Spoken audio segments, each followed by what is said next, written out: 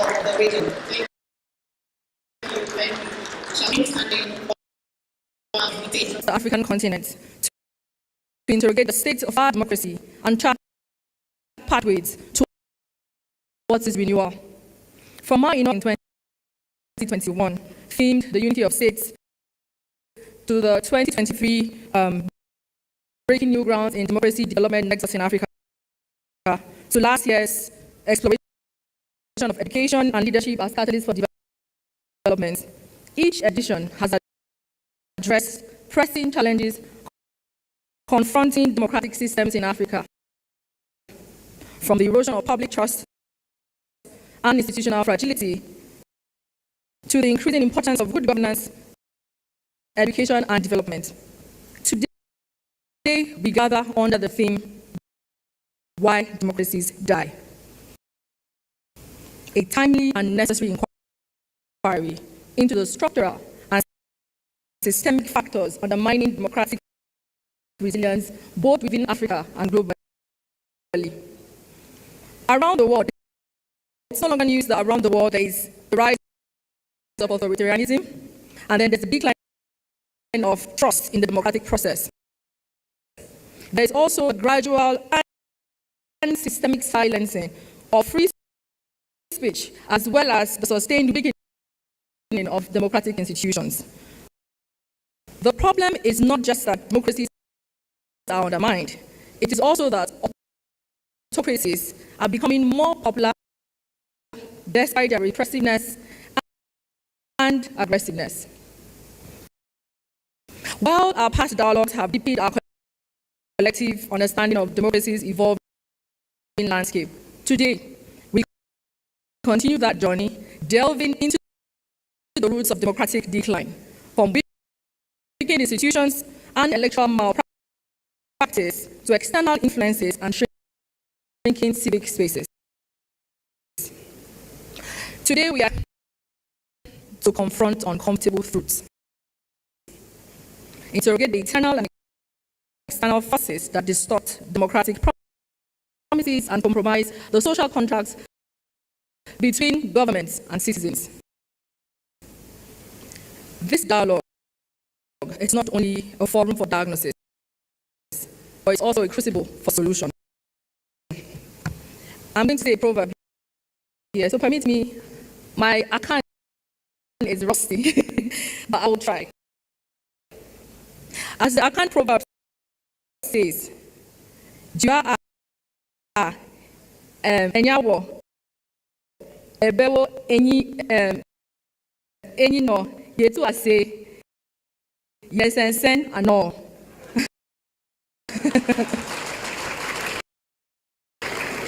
For those of you who don't understand what I just said, it means that one does not sharpen the stick that would like to pierce his eyes. Instead, he uproots it. You do not aggravate an issue that is bad. You try to remedy it. Therefore, our gathering here today is a call to action. We should envision a future where democracy does not merely survive or persevere, but is rejuvenated and strengthened through inclusive leadership, institutional integrity, and active citizens' participation. It is our hope that at the end of the day, our deliberations will help unpack the theme of this year's dialogue, Why Democracies Die, toward democratic renewal and institutional reform, ensuring that governments across Africa are responsive, transparent, and accountable. Thank you. So let's say Akwaba to each other. Please say Akwaba to each other. And in the Ghana language where we sit this morning, that will be Obake. Let's try that. Obake. Turn to your neighbor and say Obake. Thank you very much, ladies and gentlemen. Would now invite for a goodwill message His Excellency John Dramani Mahama, President and Head of State of the Republic of Ghana. Your Excellency, former President Goodluck Jonathan, Your Excellency, former President Olusegun Obasanjo, Excellencies, Chief of Staff, Honorable Ministers, traditional rulers, ambassadors, representatives of international organizations. It is indeed an honor for ECOWAS to take part in this important dialogue. And I was complaining to the organizers this morning that I have been trapped because I just got to know about my participation as a speaker only 5 minutes ago. But nonetheless, I would like to thank the organizers and the government of Ghana for hosting us. This is an important dialogue that ECOWAS cannot afford to miss. Excellencies, this forum is taking place at a very crucial moment when the security and the governance landscape of our region is undergoing profound changes. By many counts, this forum provides a unique opportunity to share perspectives, foster meaningful dialogue, and co-create solutions for advancing a renewed democratic agenda that prioritizes social cohesion, public trust across the region. It is in this context that we look forward to the outcome of this forum, which I am confident that will include innovative strategies to enhance democracy, social cohesion, and citizen-state relations, as well as the advancement of governance through stronger democratic institutions that will promote accountability, discipline, and delivery. Yes, accountability, discipline, and results are values that we cannot overstress. Excellencies, ladies and gentlemen, let me conclude by sharing my personal thoughts about the theme of this dialogue: why democracies fail. You see, Excellencies, for many, democracy is all about elections. But what a narrow and dim view of democracy. Democracy, Excellencies, is about accountability. It is about discipline. It is about results. Therefore, unless accountability governs citizens and government relationships, unless discipline permeates our social fabrics, and unless results drive our public engagement, we as Africa will continue to sit on gold mines. We will continue to sit on gold mines and gas and oil wells, but we will always continue to wallow in poverty. In conclusion, Excellencies, I have 3 points. Democracy, or any system for that matter, will die if it does not deliver results.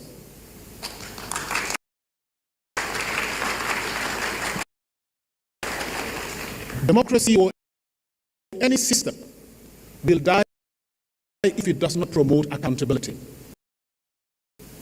Democracy or any system will die if it does not promote discipline. Accountability, results, and discipline. You take them from any system, whether it is a secular system or a religious system, they die.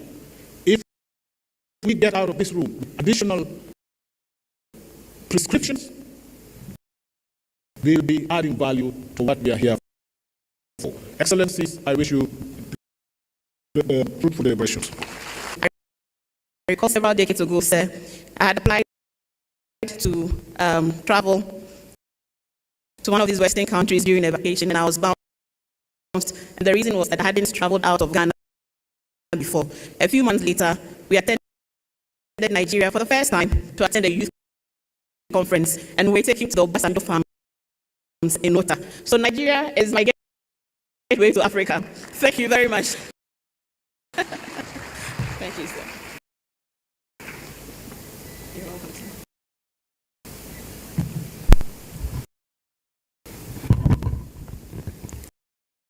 Your Excellency, my brother, the President of the Republic of Ghana, Your Excellency,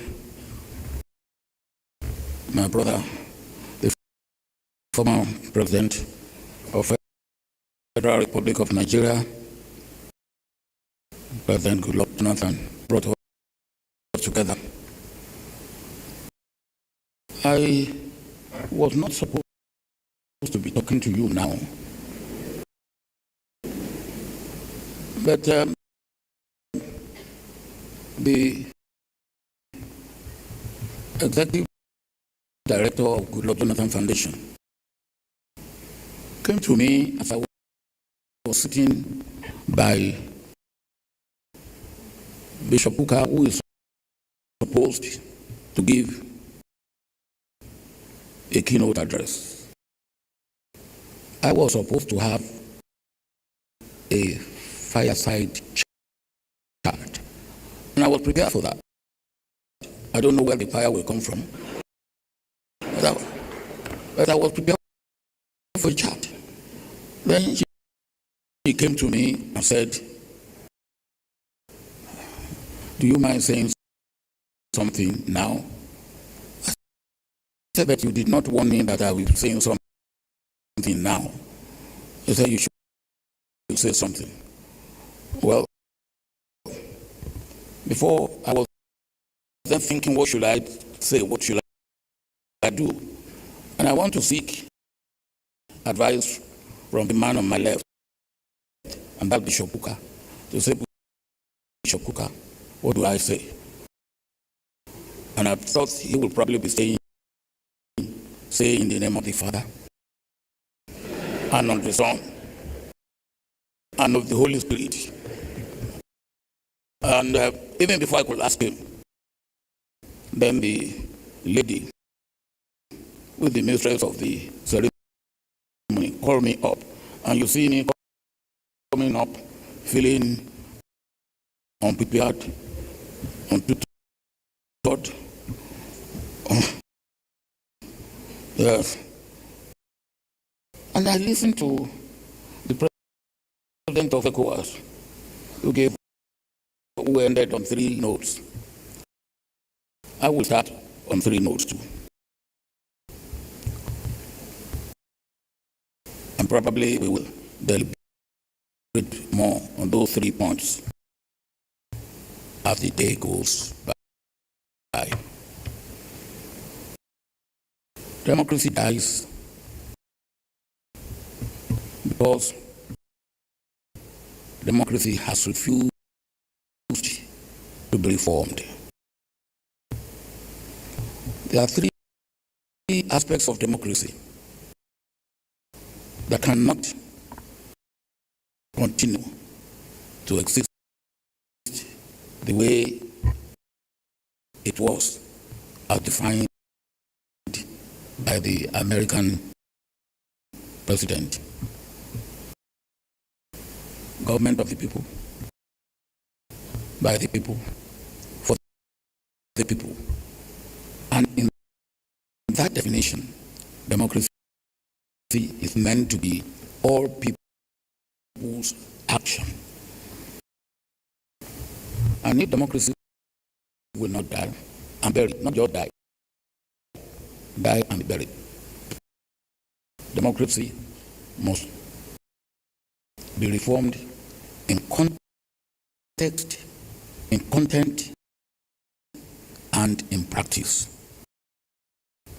In my part of the world, we have a saying that the thing that killed the vegetable is the insect in the vegetable. The thing that is killing democracy, and we kill it, is the practice of democracy. All the essentials that should be part and parcel of democracy are being ignored or are being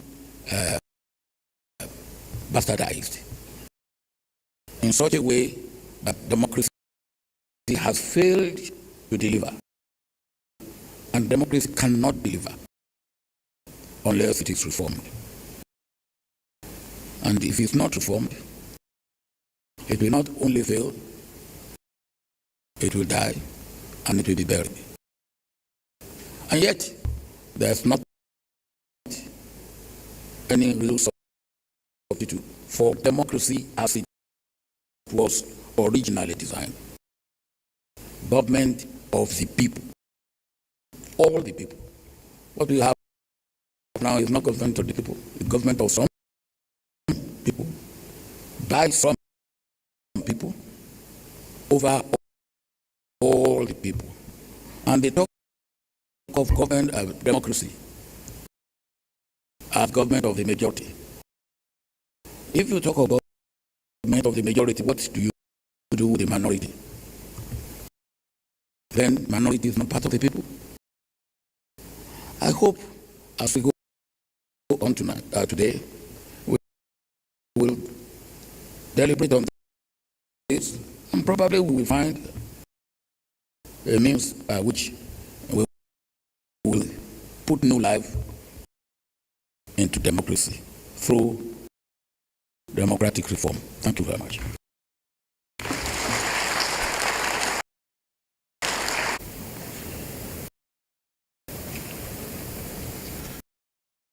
Thank you, Shamima. Thank you, please. Please, you may seat.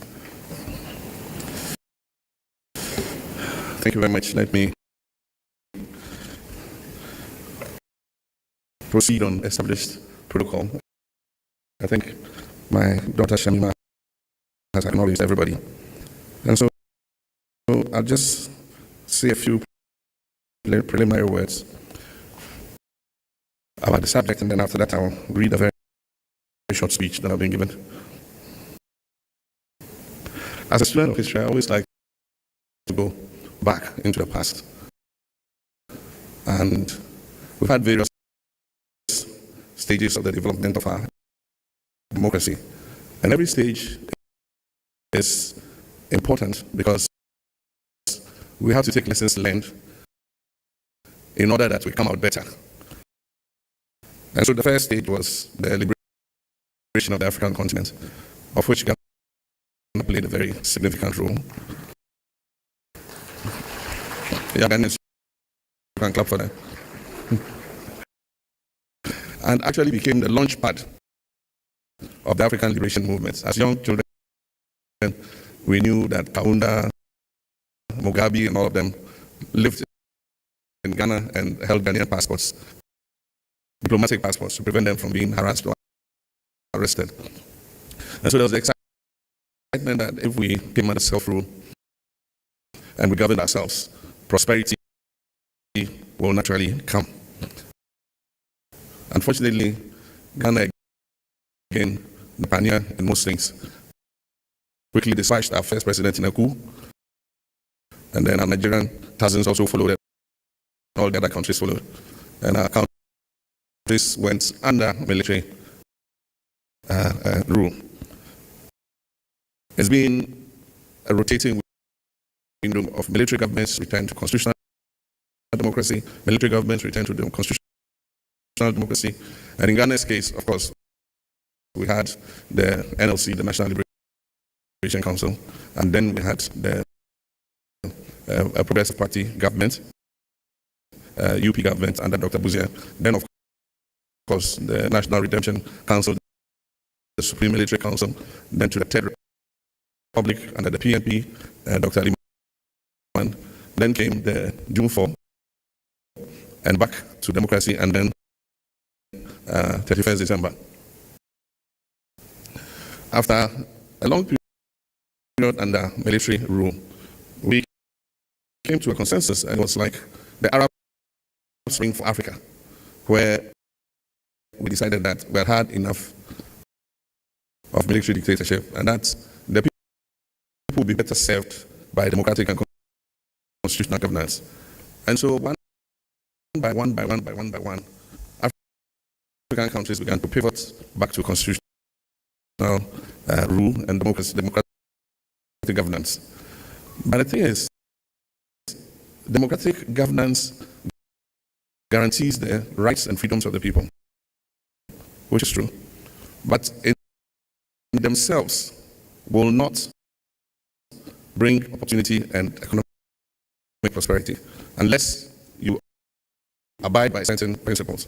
And so Ghana went back to constitutional democracy in 1992. There was a lot of excitement about it. President Rawlings became the first civilian president of Ghana, followed by President Kukah. And since then, it's been a revolving door of NDC at one time for 8 years, MPP2 comes for 8 years.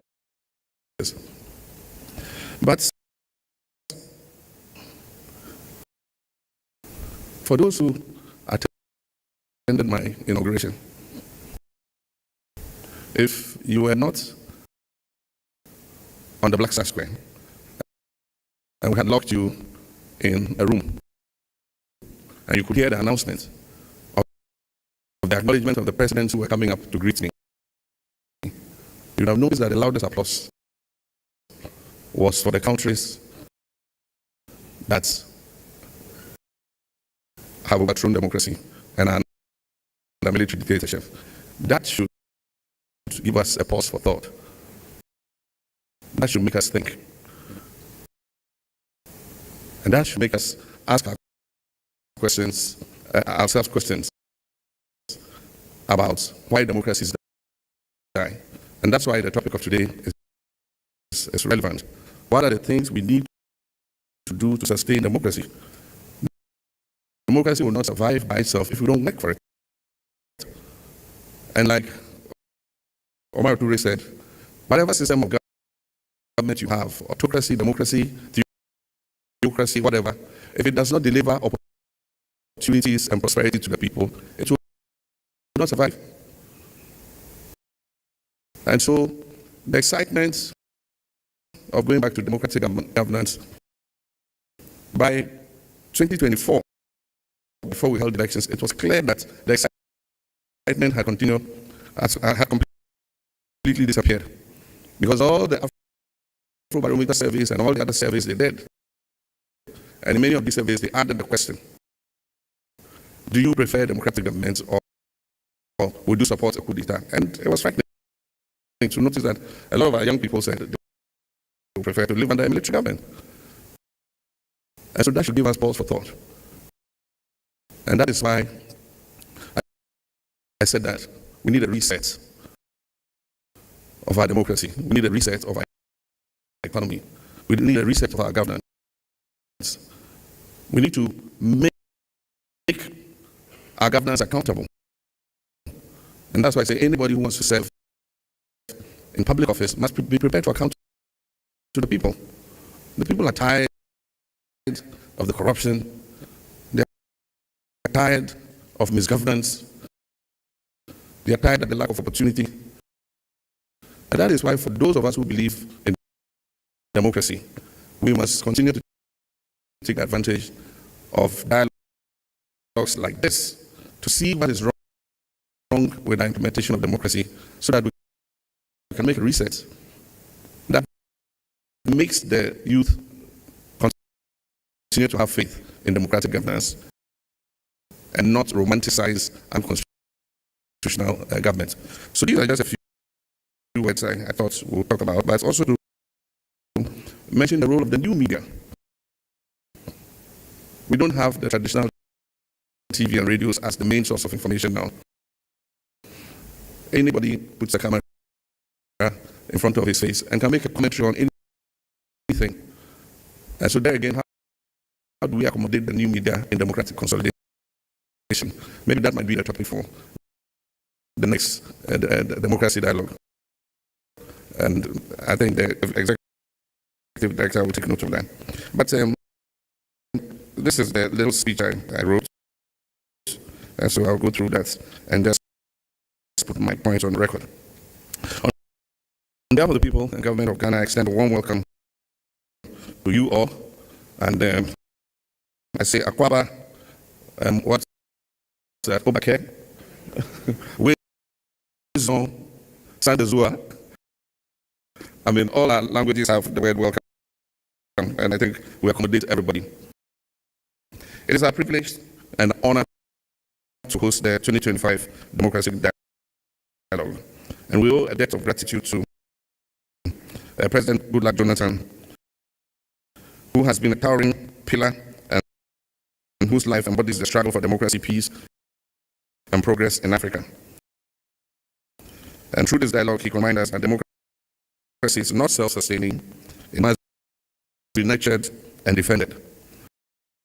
And I wish to thank all the important people who have come, President Olusegun Obasanjo, Peter Obi, and I mean too many to mention, to lend your presence to this all-important dialogue. Our theme, Why Democracy Dies, Why Democracies Die, is not a verdict but a warning. It forces us to confront uncomfortable truths. Around the world, democratic systems are under strain. Václav Havel, the Czech statesman, once observed, democracy is not something that occurs once for all. It must be fought for every day. That is precisely the spirit of this dialogue we're undertaking. History offers us sobering lessons. In Latin America, democracies collapsed under juntas in the 70s, but later renewal came through truth, reconciliation, and strong institutions. In Asia, South Korea and Taiwan showed how democracies can thrive alongside economic growth, while Myanmar warns of reversals when militarism overwhelms institutions. In Europe, the rise of fascism in the 1930s teaches us how despair and demagoguery can corrode democracy. In the United States, Abraham Lincoln's immortal words still echo. He says, governments of the people, by the people, for the people, shall not perish from the earth. And yet, government of the people, by the people, for the people, survival is never guaranteed. Ghana has earned recognition as a beacon of democracy in Africa. And since 1992, we've witnessed peaceful transitions, a vibrant media, resilient civil society. But let us be candid. Some negatives in our politics threaten survival of democracy. Inequality, lack of opportunity for young people, monetization of our politics, misinformation, and all others pose grave risks to the survival of democracy. Kwame Nkrumah once warned, and I quote, he said, freedom is not something that one people can bestow on another as a gift. They claim it as their own, and none can keep it from them. Our people claim their freedom, but we must guard it jealously. This was Kwame Nkrumah. You could change freedom and put democracy, and it will be the same thing. So my question is, why democracies fail? And why democracies die? The first one is weak institutions that fail to protect the rights of the people. The second is corruption and elite capture that erodes the trust of the people in democratic governance. There is exclusion and inequality that alienates portions of the citizenry. The fourth is leadership deficits that squander legitimacy of government. And the fifth is external pressures that exploit the vulnerability in democratic systems. And so, to really say, we must do certain things. Of course, the first one is that we must strengthen institutions, independent courts, parliaments, and our electoral bodies. The second is that we must deliver development, because democracy without development, democracy without roads, democracy without schools, hospitals, and jobs will always be at risk. The third We must educate our citizens. For as Thomas Sankara said, and I quote, he said, a soldier without political education or ideological training is a potential criminal. The same is true of leadership without ethical grounding. The fourth, we must protect media and civic space. A free press is democracy's immune system. We must also build regional solidarity because the fall of democracy in one nation is democracy in all other nations. As host, Ghana recommits to upholding democracy not just in rhetoric, but in practice. We'll defend the independence of our institutions, we'll support free expression, and we'll continue to stand with ECOWAS in promoting democratic governance across West Africa. Distinguished citizens, democracy dies when citizens lose faith, when leaders abandon integrity, and institutions succumb to capture. But democracy can be renewed when citizens rise to defend it. And as the former Czech President Havel said again, and I quote, he said, the salvation of this human world lies nowhere else than human heart. The survival of democracy depends on us, leaders, citizens, institutions, and for us choosing courage over complacency.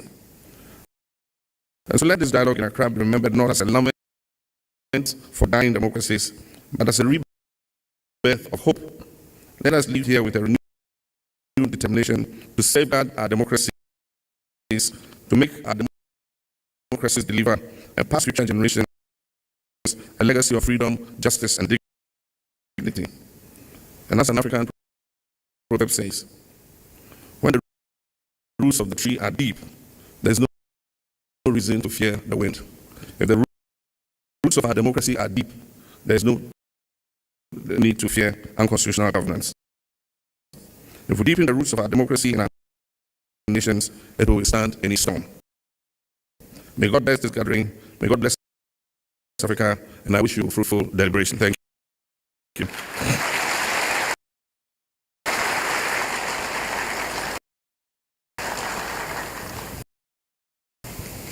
Ladies and gentlemen, another round of applause for His Excellency John Dramani in Mahama. Indeed,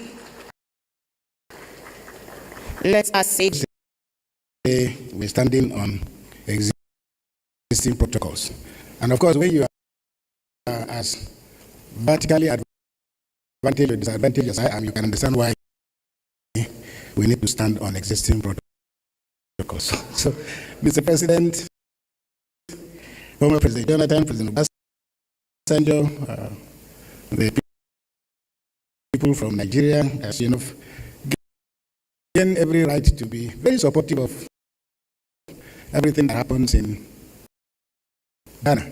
I was invited here, I've forgotten the year now, when the Ghanaians set up their own equivalent of Kukah panel or the Truth Commission. But then your former President Nana Akufo was the Minister for Foreign Affairs. And when I came, I made it very clear to the Ghanaians that I would be ready to answer the call, Ghana, anytime, for more than one reason. And is defeating the Black Stars was already a settled question. And of course, one player that I have difficulties forgiving is Omo's party, whose goal sent Nigeria out of Nigeria's hope of playing in the World Cup. But I support Omo's party because until recently he was a player of Arsenal. Anyway, distinguished ladies and gentlemen, let me get very seriously to the matters of the day, and thank you so very much. I have no idea why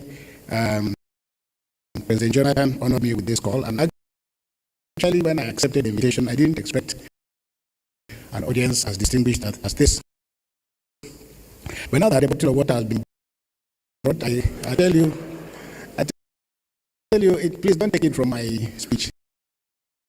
A young priest who was posted to a community where, drinking alcohol was literally a pastime.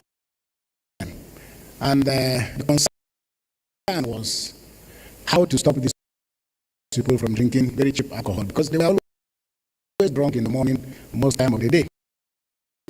So a young medical doctor came to the parish and introduced himself to the parish priest, like he was a medical doctor. And the parish priest said, look, on Sunday, I will read the gospel, and instead of a sermon, I will sit down and you'll speak to this congregation and find a way of giving them medical reasons why consuming alcohol is dangerous. Because I've tried everything to let them understand drinking alcohol is not something God is happy with, but I haven't succeeded. So on Sunday, the medical doctor came to church, and after the reading of the gospel, the priest called the medical doctor, who came, stood in front of the congregation, put out a table, took glasses, empty glasses, and then he took one glass, filled it up with a bottle of water, and took the other glass, filled it up with a bottle of liquid that was the local gin that people were used to drinking. And then he brought out an earthworm and put the earthworm inside the bottle of water, and people were watching. They didn't know what it was all about, but they saw this earthworm wriggling in the water. And then he took out the earthworm and put it in the second bottle, and as it was wriggling, it died before it got to the bottom of the water. So the experiment was self-evident. But then, instead of the parish priest keeping quiet, he asked the congregation, now what do you think of this experiment? And obviously the man who was the chairman of the local alcohol drinking association looked at the priest and said, this experiment shows very clearly that the more alcohol you drink, the less chances you have of having earthworm or hookworms in your stomach. You've chosen an intellectually stimulating theme, why democracies die. And it's very difficult for me to add to what the President of Ghana has already said and what most of the speakers here have had to say. My friend, Professor Julius Hombere, who actually perhaps one of Africa's leading political scientists, should be standing here instead of the other side. But according to your letter of invitation, you said, among other things, and I quote, that you want to interrogate the structural and systemic drivers of democratic decline across Africa, rising authoritarianism, institutional fragility, shrinking space, and exploring new democratic systems. Exploring how democratic systems are weakened and dismantled. But let me make some clarifications to express concerns before I proceed with my comment. I assume that my keynote address is meant to merely paint a wide brush to some of the thematic issues that I know that more distinguished scholars will be able to deal with, because I believe that they will do most of the heavy lifting. One, because of their experience, and two, because many people have more than just a theoretical experience and understanding of democracy. But a very practical one based on the fact that they've seen this, they've done that, and of course the people on the line here can speak to those issues. And only last week, President Goodluck himself, about whom I will speak at my paper, but he made the point, which caught the attention of many newspapers in Nigeria, about the politics of treachery and the kind of people who also were close to him, but again, sooner than later he realized that in this game there are very few favors that people give. But this is not because whereas in other professions, you want to be a priest, you go to training, you want to be a mechanic, you want to be a barber, every other thing, you want to be a shushana and other things, you have to go and learn. And in many cases, you have to be given a certificate. Politics is the only system that you don't need training and you don't need a certificate. And I think this is what makes politics more dangerous in Africa, because it is an all-commerce game. But I'm a bit worried about pessimism that is implied in your choice of theme, which is when you say how democracies die. Because if you say how democracies die and you invite a bishop, maybe I'm expected to officiate the funeral rites of democracy. I make the point, and I will speak to the issue of if we say how democracies die. There is no laboratory yet for testing the efficacy of that claim. But of course, one might also make the point that, of course, there are variations in thematic perceptions, definition and practice of democracy. the shades of contours and the landscape, the question we might need to ask is, which democracy are we really talking about? Because democracy, like music, has various genres of, more or less various themes. Because jazz is not calypso, Ghanaian high life is not the same as Nigerian juju music, hip hop is not the same as pop, nor is it equal to reggae, funk is neither rock nor is it jazz. Each of these musical genres elicits different emotional responses and talks to different audiences. Against this backdrop, we might pose and then ask the question, which democracy's death are we really forecasting? And is it the American type, is it the African type, is it the Asian variant, or is it claims that are made elsewhere? For example, the Chinese, many people think that the Chinese don't have a multi-party system. They do have a multi-party system, because the Communist Party is a party, but there are also other systems. What is also very interesting is that the Chinese make a claim which is equivalent to what one of America's famous public intellectuals refer to as manufactured consent, because the Chinese have 8 registered political parties that are supposed to be in opposition, but they are bound never to be against the Communist Party. So yes, they exist, and you can claim that China practices multi-party democracy in the same way that we can say Uganda practices multi-party democracy, or Cameroon, or Rwanda. But in each and every one of these democracies that I've mentioned, you operationalize the concept of opposition at the risk of your life or at your own risk. So to be sure, Africa continues to wallow in the culture of self-deprecating, self-loathing, and self-flagellating lamentations, wondering when we shall ever catch up with the West. Using Western liberal democracy as our model will always leave us feeling that we're not like the Americans, and we're not like the British, and we're not like the Europeans. And therefore, there must be something wrong with us. It is this patronizing self-righteousness that enabled President Obama to stand here in June 2012, and he said to the people of Ghana that Africa needs strong institutions, not strong men. Not unexpected, Obama received standing ovations, and yet, one better to ask President Obama whether there was a necessary contradiction between strong men and strong institutions, or whether weak men had ever built any institutions anywhere. Then, as now, to me, President Obama's irritating pontification merely exploited the arrogant and condescending manner that Americans and Europeans have come to view Africa and its development, deliberately ignoring or sidestepping their complicated roles in the sabotaging of democracy across the world. For them, Africans still remain white man's burden, and that somehow our underdevelopment is a character flaw, ignoring exploitative historical processes that have led them to where they are. We are often made to feel inferior and made to ignore the issues of those whose backs these so-called strong institutions were built in Europe and America. Perhaps this feeling that we are failing may have helped the organizers of this conference to frame this conference as a call to democracy's funeral rites. Am I therefore right to assume that the theme of this conference has been inspired by the book How Democracies Die, authored by 2 American political scientists, Stephen Levitsky and Daniel Ziblatt? Although many Africans, as usual, found inspiration in these cynical views of democracy expressed in the book, many of our people tend to forget that this book is directly a liberal attack at the Trump presidency or America under President Trump. But it is not to deny that there are lessons for us. Rather, the issue is that African scholarship must find reasons to focus on Africa's historical and cultural histories, appreciating that even after 200 years of exploiting others, democracy in America and democracy in Europe and elsewhere is still largely a work in progress. In the course of our assessing progress within democracy, we cannot ignore the savagery, brutality, bloodshed that are now woven into the fabric of our legacies as countries and as a continent in relation to our past. Nor can we ignore the extent to which military rule arrested our march to democracy. Propelled by false narratives of missionary zeal to drive progress, the military marched into state houses across the continent of Africa. The president of Ghana has most eloquently choreographed a lot of that.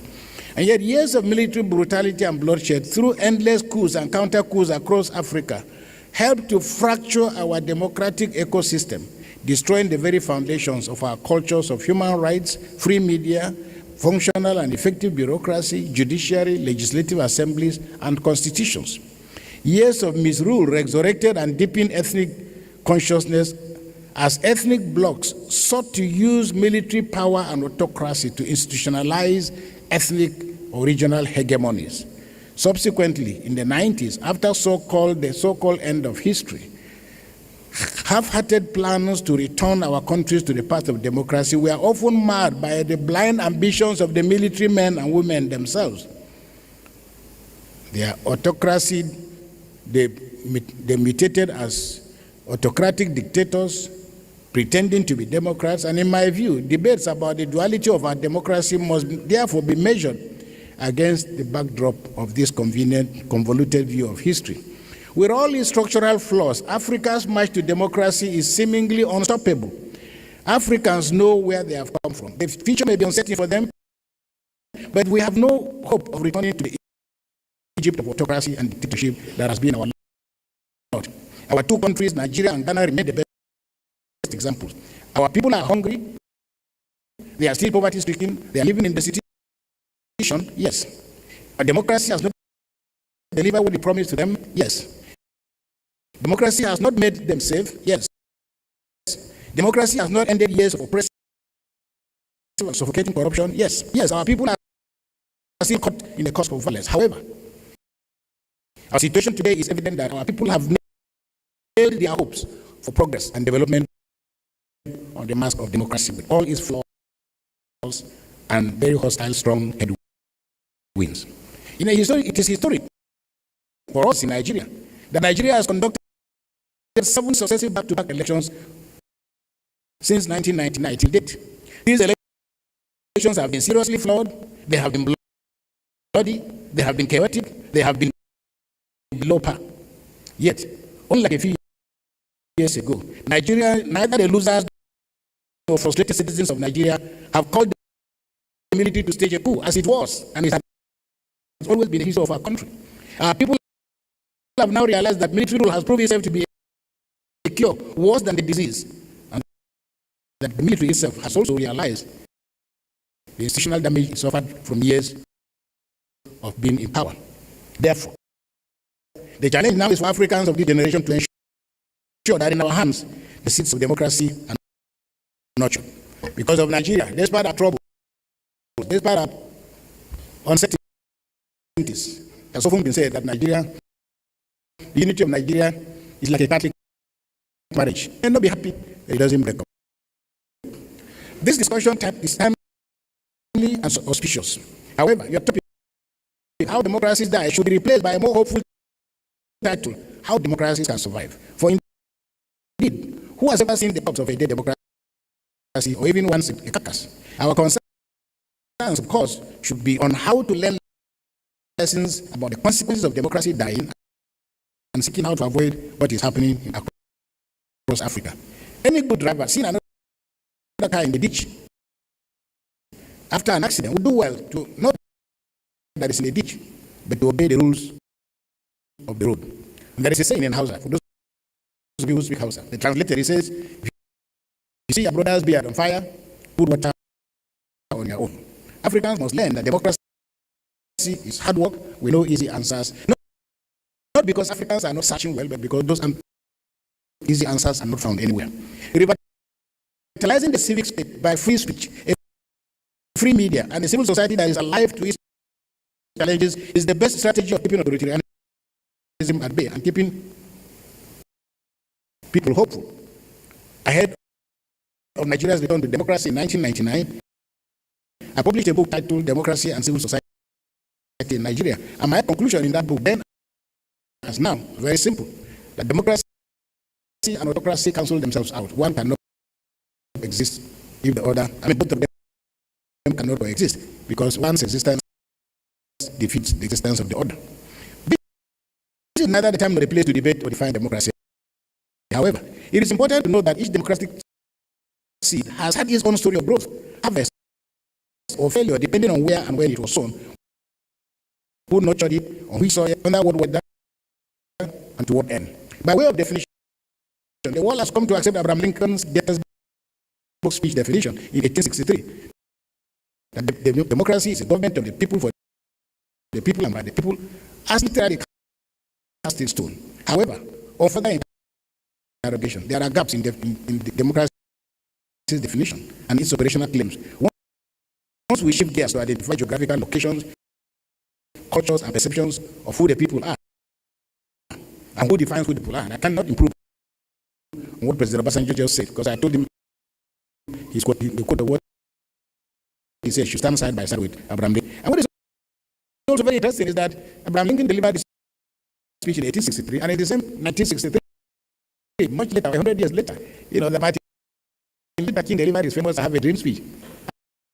And you notice that even in that speech, which was delivered, if you're familiar with Washington, with the statue of Abraham Lincoln, the India, when Martin Luther King says 100 years ago, he was referring to the Gettysburg speech. But of course, he makes the point that 100 years later, all the promises that were made or conceptualized in that speech have never really been realized. And I think we can repeat the same thing, that there's always a distinction and a dissonance between the claims of politics and political rhetoric of when people are in campaign and the realities when governance takes off. We could, for example, as what form of government we are talking about, since every government in the world, whether by ballot or by bullet, ostensibly hangs its token of legitimacy on the claims that it is for the people. And all you have to do is to read the speeches of, let's say, Nigerian coup plotters from 1966 up to the last one in 1999. I sat down and read all of them. In fact, one of our journalists put them into a book, and it's very interesting. And you ask yourself, what were Nigerians thinking when we were writing the speeches? In fact, the speeches are largely coherent only on one thing. One, the soldiers emphasize their redemptive capacity, but also, very interestingly, you could also see, in fact, there was one coup plotter, happily the coup didn't succeed, but the man promised that there was henceforth going to be, what do you call it? The country was going to be under, what is it? What is the word? Under curfew. From dawn to dusk. I didn't know the difference between dusk to dawn. But we would, for example, ask what form of government we're talking about. Because every government makes this lofty claim. No one has ever declared upfront, either through a coup or through campaign, that his or her ambition in politics is to form a government of myself, for my family, and my kinsmen. The Afrikaners in South Africa, the white supremacists in America, Hitler and his Nazis in Germany, Mussolini and his fascists in Italy, King Leopold who ruled Congo by proxy, all of these men and women through history made altruistic claims. Philosophies like communism, Bolshevism, Stalinism, fascism, Nazism were operational ideological vehicles that conveyed dreams and hopes. And of course, people were enticed, and these people had great followership. They set the clock of democracy back. However, democracy has proved its incredible capacity not to be crushed, because democracy still saw the backs of all of these people. So one of Africa's most distinguished scholars, the late Professor Claude Ake of blessed memory, once argued that the attempt to define democracy presents us with what he calls an anarchy, and attempts to clarify the definition of democracy only adds to the confusion. So by whatever definition, democracy in theory and in practice is about people's ability to participate in determining who governs and how they are governed. I often say that if you see a dead body, you can spread any kind of cloth you want, especially if the body is naked.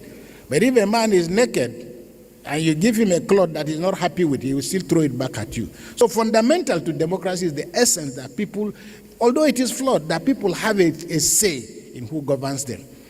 At the heart of all of this is that by whatever name we call it, humanity has continued to search for the best ways of ensuring how do we stay safe?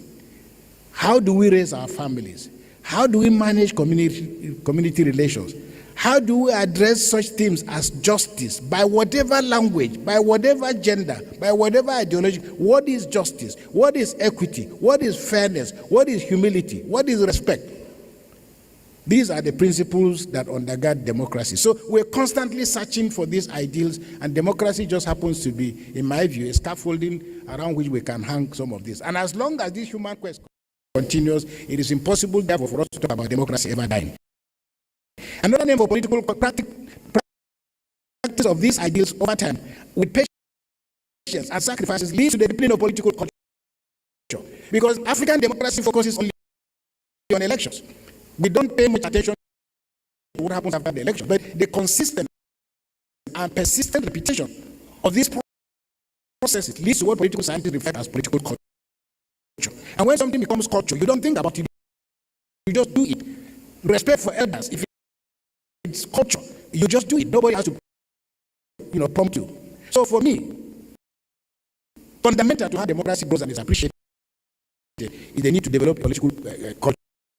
But of course, we accept, and we also know that systemic and consistent interruptions of this process by the military in Africa has created a sense of a culture of cynicism among our people.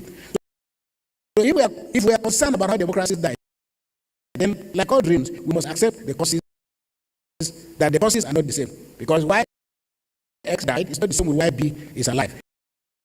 Therefore, when we speak of institutional fragility, shrinking spaces, the weakening and dismantling and weakening of the democratic system, do we see them as causes or consequences of the death of democracy? In other words, are we perhaps confusing the symptom with the disease?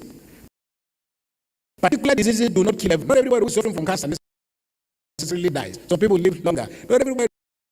People die of malaria. People die of all kinds of things. How do we explain the fact that the same sickness strikes one person, kills a person, but then other people are able? The medical people will tell you it depends on your immune capacity. Therefore, during the period of COVID, for example, the records seem to suggest, not necessarily by, that's what the doctors were saying, that most people who died during COVID had other underlying ailments, which COVID simply exploited. And I think we can therefore say the same thing about democracy, that its capacity and ability to survive depends on what are the underlying socio-economic, cultural conditions around which democracy is supposed to grow. In the last 20 or so years, the world has witnessed reversals and decline in many countries in Europe and America. We have witnessed the rise of what is now called illiberal democracies, sustained by right-wing head groups. We are witnessing the rise of terrorism around the world, although all of these pose severe threats to democracy. I would rather that we speak of the challenge to democracy rather than its death. In my view, as long as humans exist, there will always be democracy. If we see democracy from the point of view of its leaders, presidents, institutions, parliaments, senators, senate presidents, political associations, political parties, then we can contemplate its death, because all of these institutions are subject to human mortality. However, when we see democracy as part of the human instinct, thirst, hunger, and quest for love, for fairness, for integrity, for a sense of belonging, for community and family, then as long as these ideas exist and they sustain and define humanity, democracy cannot die. The democratic instinct and ethos is already embedded in our DNA. To be sure, politicians and political parties, parliament, constitutions can be banned or destroyed, as we have seen with autocrats in uniform or out of uniform. But the human instincts that are supposed to nurture cannot die. We can therefore argue that certain types of structures for the pursuit of human happiness, security, and well-being could collapse in the hands of wicked men and women, but others will spring up. Democracies might die in form, just as food, arts, social habits differ among our peoples and countries, but the essence remains the same. Now, you heard about Nigerians, they love rice. Ghanaians are free to produce a poor copy, but still they love rice. But you know yourself that when you eat the low rice in Ghana, when you eat the low rice in Kenya, you know that they are just practicing. The problem of many African countries, but you might say jollof rice is jollof rice, but there are differentiations. The problem with many African countries is that they never really experienced successful transitions. After colonial rule, and I think, again, my friend, Professor Humphrey, has written extensively about this. That is the assumption that we have that we transited to democracy. No, transition from dictatorship is not logically transition to democracy. In part because, as we saw with successful transitions, especially by the military, they still managed to institute, embed within the system of transitions, landmines that later on exploded to send us back, to the bottom of the hill. So we went through rudimentary elections, but we never even developed a political culture. Africa transited from colonialism, military dictatorship, but it did not successfully transit to democracy. The military often sold many landmines. So when Western liberal democracies, which we have adopted across Africa, with their focus on free markets, where we neither have the freedom nor the market, the capitalist economy, when we don't have the capital, focusing on such concepts like transparency, accountability, a free media, human rights, a free judiciary, rule of law, and a lot of talk about fighting corruption. The elevation of these concepts does not address other fundamental cultural factors that blur the lines in many African cultural discourse. And that many people, I'm sure President Obasanjo will also assign on to that. In many African languages, for example, Western liberal democracy insists that opposition is institutionalized as part of democracy. But for many African countries, we're thinking in English, but unable to speak in vernacular. Because what does really opposition mean? And of course, many people will argue that because opposition is read in the vernacular as somebody who is an enemy, that is why it is easy for the reflex of the African politician to want to either bump off anybody who positions himself as an opposition. But of course, the system is not attractive because I served as a member of the Electoral Reform Committee in Nigeria. One of the things we saw was that you had cases where, for example, the dominant political party is such that everybody has to belong. And people who decided to vote differently, when they went back to their communities, the community literally sent them back and said, we don't want to be in opposition, because they know the consequences of being in opposition. So when we talk about these concepts, it's important that we understand the cultural context in the African situation. The elevation of this concept does not address other fundamental issues. Anti-corruption within agencies, for example, sidestep the fact that corruption and other manifestations in African politics are often the symptom and not the disease. The Mo Ibrahim Index, for example, broadly measures the efficacy of democracy by such concepts like freedom, political participation, media, freedom, education, human rights, security, transparency, accountability, anti-corruption, sustainable, many others. And there's no doubt that democracy is in peril today, but it is not dead. Let us not become victims of what I call exaggerated pessimism. The story of the United States of America is a lesson. After over 200 years, the behavior of Donald Trump and his supporters on June 6, 2022 suggests that time and experience very often are not reasons for us to go to sleep. Because the human instinct for violence doesn't ever go to sleep. Therefore, we must remain vigilant over the claims that democracy makes. And the point, therefore, is that no matter how long democracy has been in our country, it is the strength of the institution that sustains the occasional assaults to this foundation. Now, of course, if you live in a country like Nigeria, Ghana, and many African countries, the culture of cynicism has been embedded, because if you talk to Nigerians, people will tell you, are we going to eat democracy? If you tell them it's going to take a long time, they say, how long is long enough? Yet, history suggests very clearly that democracy and this quest has no shortcuts. The challenge for those who govern is to ensure, I often use the metaphor of, I think women call it a pacifier. This little plastic rubber that women put in the mouth of a child. The child is sucking the rubber. There is nothing inside the rubber, but at least it enables the mother to continue cooking without disturbance. So, in a way, African politicians must give us some plastic rubber to continue to manage, between now and the next election. Democracy's womb possesses many seeds, the good, the bad, and the ugly. It's not so much the quarrels that politicians engage in. In fact, many ordinary Nigerians, including myself, continue to encourage our people. Please, when you see these politicians fighting, even if they're throwing chairs among themselves in parliament, don't kill yourself. Because they will still close the door and distribute the money of state among themselves. In that area, there is no fight. So very often, many of us don't into thinking that, these politicians and don't like themselves. No, they like themselves. Even armed robbers have common interests. So let's measure our enthusiasm. Because very often we think that democracy is about to fall because our people are always fighting. As a priest, I have experience of helping resolve problems of marriage. In the end, I've had family, women and men come to me and say, look, our marriage is no longer working. We're 10 years now, 5 years now, we're sleeping in the same room. We're not sleeping in the same bed.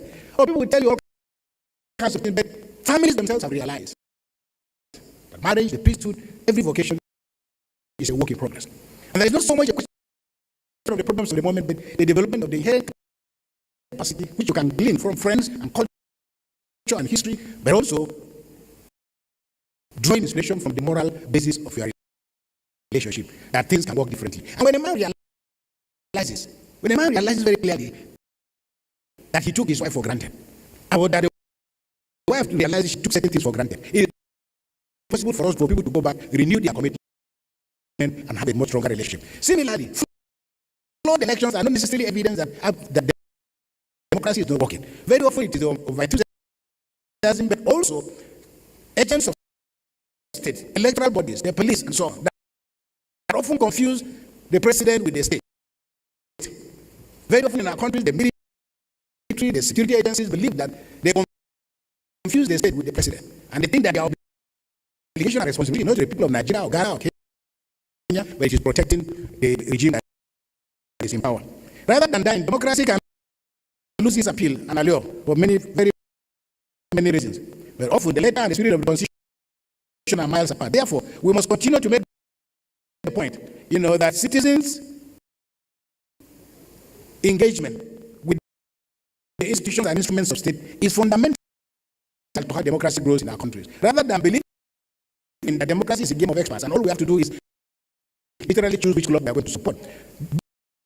Being involved in democracy in your country is not the same as supporting Arsenal or supporting Liverpool or Manchester United. There are many of us who support any club that is holding a trophy. But it's much more than that. And the call is much deeper than that. And the sacrifice is much deeper than that.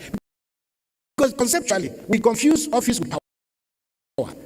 Okay? There are people who are in office, but they are not in power. And there are people who are in power, but they are not in office. And you can often see a lot of that from the fact that if you ask Nigerians, maybe who was your governor 20 years ago, average citizen will scratch because they can't remember. So it's about impact, but it's also about understanding that we are not just agents to be acted upon. Politicians must demonstrate the spirit of patriotism. A deliberate effort must be made by politicians to understand that their lives must reflect both the letter and the spirit of the claims of the Constitution. In this way, politics will not become a do-or-die affair, a ticket to the theater of corruption. Institutions like the judiciary, electoral bodies must inspire confidence among our people. I now want to try and end. The debate about democracy remains controversial, but it's also enchanting. It will continue to remain a subject of intense interest. Democracy is about systems, and systems will always remain in a state of flux because the goalposts of human expectation are constantly shifting. An American professor of political science called Kostika Bradatan published a very beautiful article. You can find it on the internet. But the title of the article, "Democracy is for the Gods," because he's saying that the claims that democracy makes, humanly speaking, are literally unrealizable. But it's not an act of frustration. And there's a little book I just started reading last week. The title is "The Shortest History of Democracy." And in it, John King says, and I quote, "Democracy remains the most potent weapon yet invented by humans for preventing malicious abuse of power. A system that aspires the dreams of how to prevent the few and the rich and the powerful who act as if they are mighty immortals that are born to rule." End of quote. John King further argues that actually, contrary to what we claim, democracy did not start in Athens, because it makes the point. Hundreds of years before the Athenians began using assemblies, the Syrians, the Phoenicians, the Indians were also gathering, but their system was not as framed as what happened. Basically the same with what happened in Athens. Now, of course, Amartya Sen wrote a very beautiful book. The title of the book is The Argumentative Indian. And he makes the point. It's a direct frontal assault at the claims of Western civilization.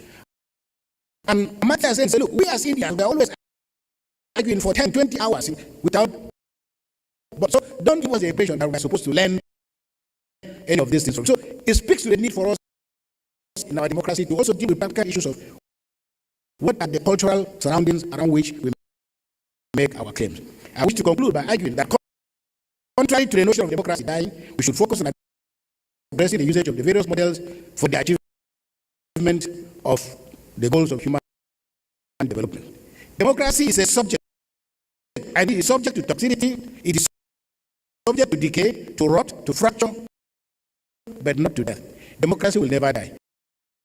There will be bad elections, but the only cure to a bad election is another election.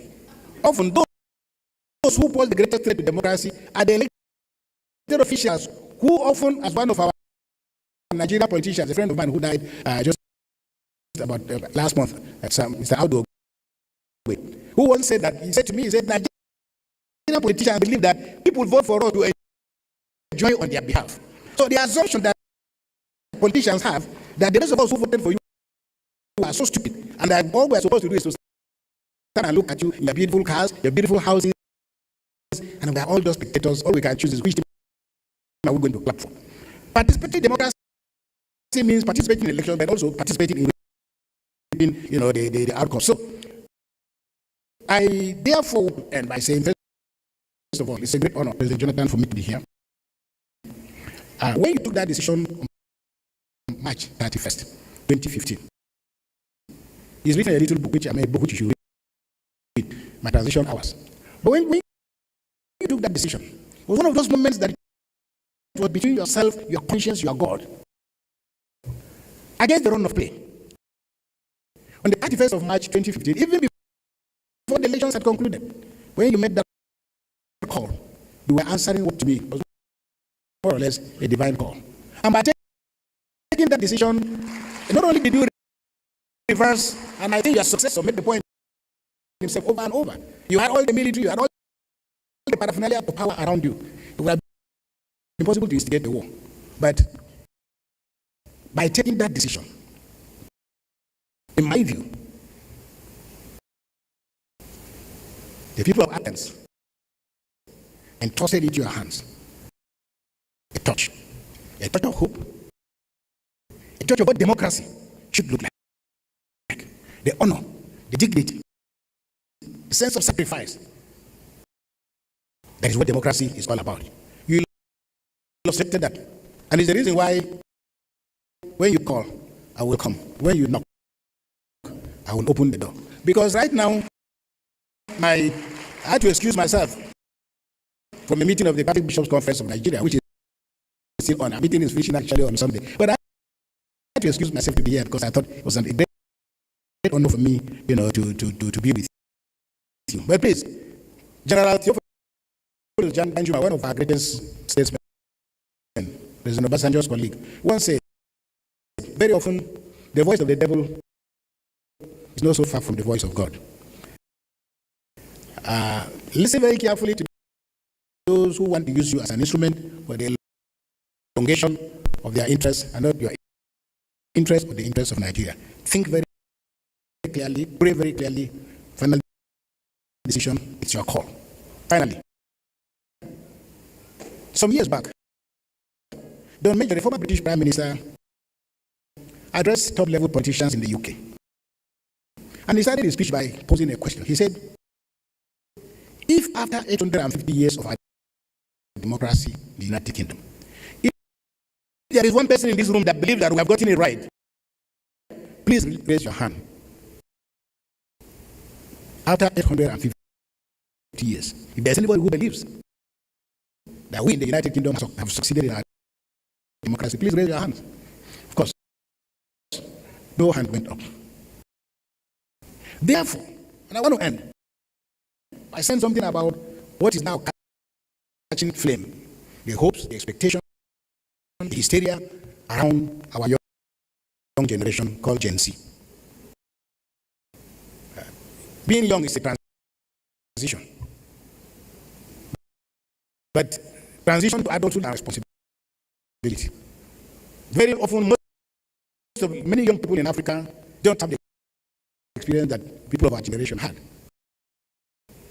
Many of us have the past that we grew up with. Because many young people today are born in Accra, born in Nigeria, but brought up in the United Kingdom or other places, and the children of the elite. Therefore, their expectations are pretty high. And they also, this is an environment, this is a culture of fast food. Democracy cannot be served as a fast food menu. Taking responsibility to govern is not the same as wanting or aspiring to participate in the middle of corruption. Because very often, many people in Africa, many young people in Africa, many groups that feel disadvantaged, rather than focusing on the real things. What do we need to do? What kind of discipline do we need to put in place? But if you want to be president tomorrow, governor next tomorrow, we should see the signs today. There is a saying among the beggars in northern Nigeria, who are the Muslim beggars, that if Friday is going to be good, that is based on the gifts I will be given, I will see it on Wednesday. So if you want to be president of Nigeria or Ghana or your country, begin to study the mistakes that those who came from behind have made. Begin to understand the history, how this struggle has come through. It is no use to pretend that simply just knowing how to kick a football means that you can play like Messi. It's not going to be so. I remember I used to watch Ronaldinho when he was a young man. But Ronaldinho said sometime when he was being interviewed, he said, look, my brother and I, we used to spend 8 hours just practicing. So when you see Ronaldinho do the things he does with the ball, it's not because the ball in his feet. So, I beg the point. Tolstoy once said, all unhappy families are unhappy differently. The reason why democracies have failed somewhere may not be the same with the reasons why democracies have failed in our own situation. But democracy has survived through tough times and has suffered affliction. Democracy has survived cancers, it has survived demagogues, mobsters, empires, emperors, narcissism, apartheid, and other forms of evil. But as long as there are brave men and women like Nelson Mandela, Martin Luther King, Steve Biko, Václav Havel, Aung San Suu Kyi, the young Chinese boy who we saw in 1990 when at Tiananmen Square, many of you can Google and see him. A tank was coming before him and he had only a cellophane bag. The tank was going this way, he was going to say, come and crush me. As long as the human imagination that I inspire people like Steve Biko, Mahatma Gandhi, Rosa Parks, Togo Marshall, Malala, and thousands of other young people across the world, as long as that spirit is still in us, democracy will not die. The winds may blow, its flames will never go out, and all of us, you and I, are custodians of that flame. Thank you very much, and may God bless you.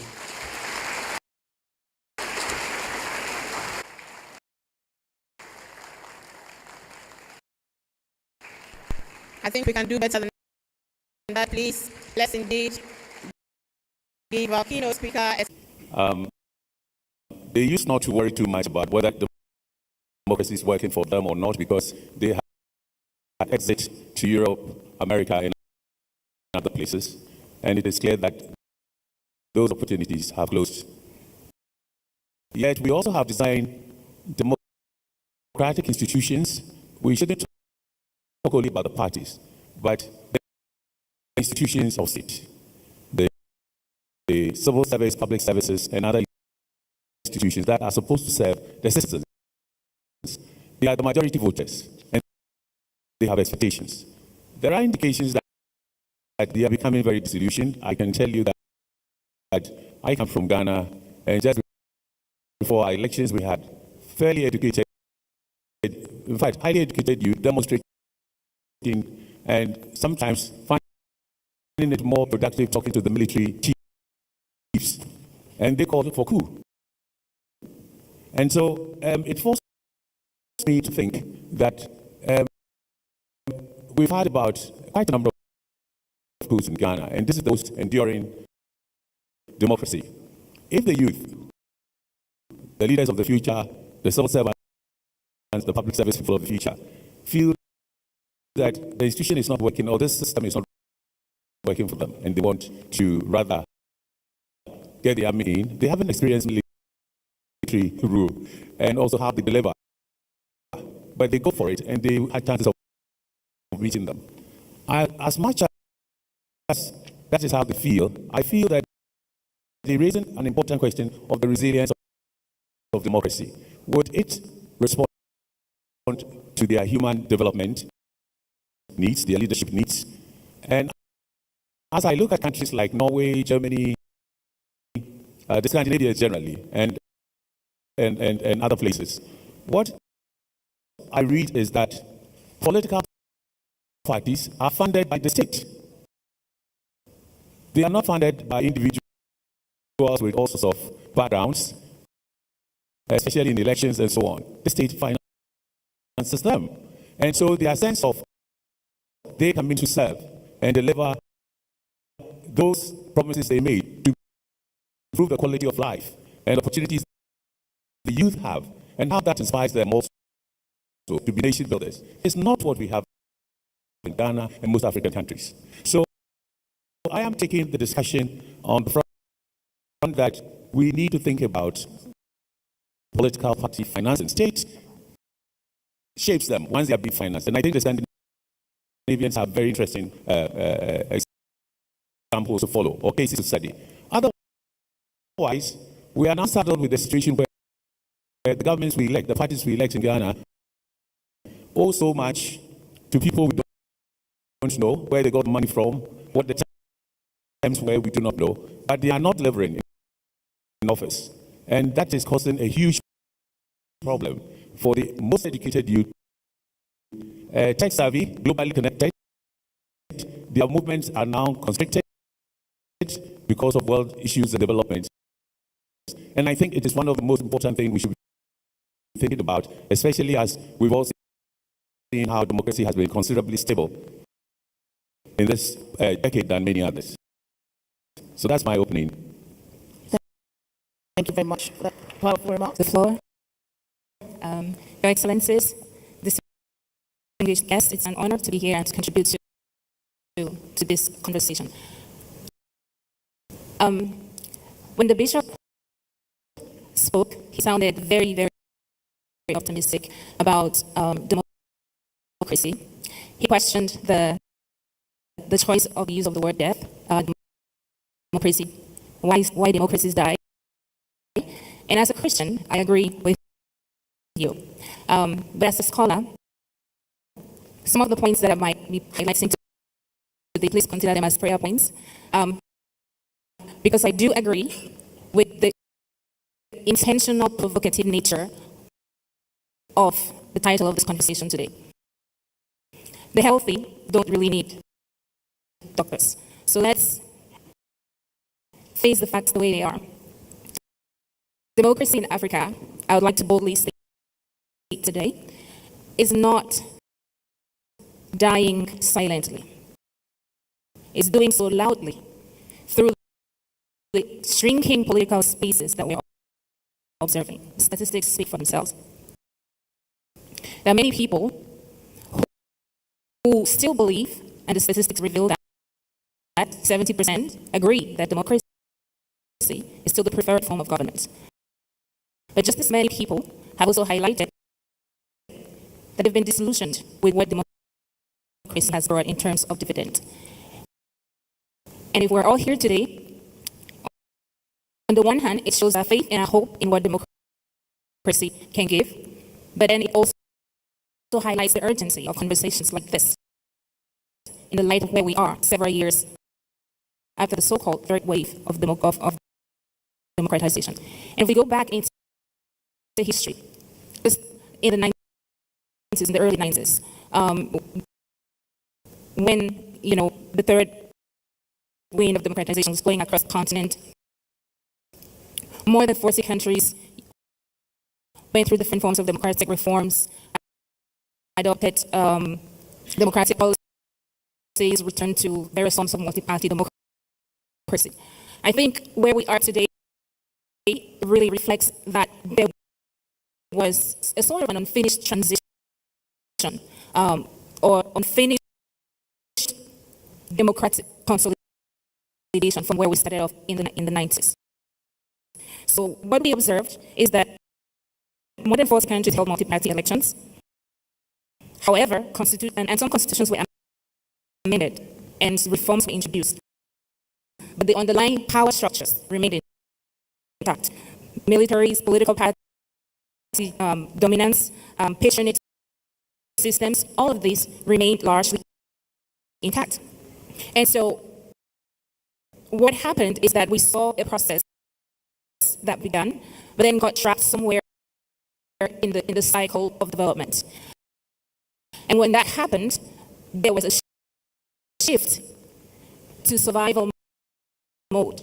And when with survival mode comes survival instincts, and therefore we start seeing constitutional amendments to retain to retain power or erode the same principles that were agreed upon and introduced in constitutions. We start seeing challenges in electoral processes and people questioning the quality of the elections that the elections are organized. We start seeing a rise in electoralism instead of concrete and meaningful democratic consolidation. We start seeing a sort of myth or nostalgia for what is I call authoritarian or benevolent dictatorship.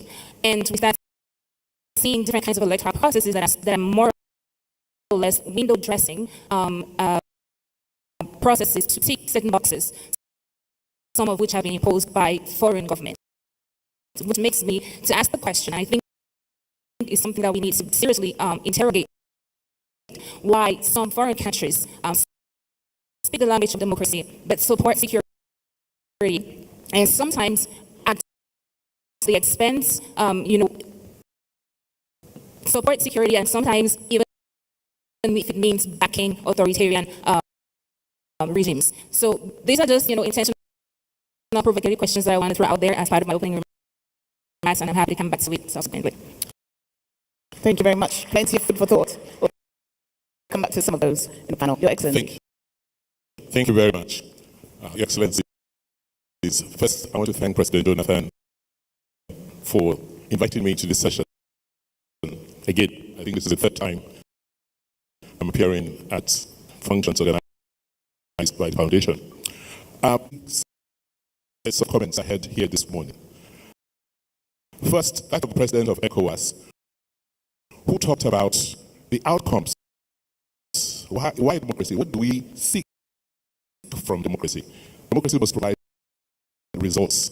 The second intervention from Bishop Kukah even made the case that rather than focus on democracy as an academic construct, why not let us think of democracy as a system of governance that should produce results for people, that should also have elements of accountability, so that if we're not getting these results, we can go back and ask why.